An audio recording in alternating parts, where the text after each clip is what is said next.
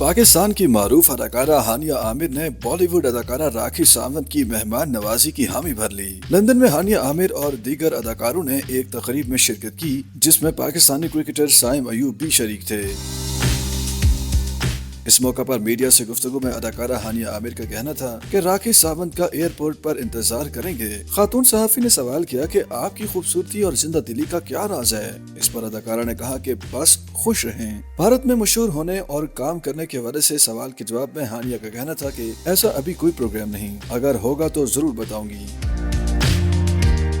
राखी के भारत बुलाने के सवाल पर अदाकारा का कहना था कि बिल्कुल उनके लिए जाऊंगी। ख्याल रहे कि गुज़श्ता दिनों बॉलीवुड अदाकारा राखी सावंत की एयरपोर्ट से एक और वीडियो सामने आई थी जिसमें उन्होंने कहा था कि हानिया, क्या तुम्हारे घर में मेरे लिए जगह है? मैं तुम्हारी बहन भारत से आ रही हूँ, चलो मुझे एयरपोर्ट पर लेने आ जाओ।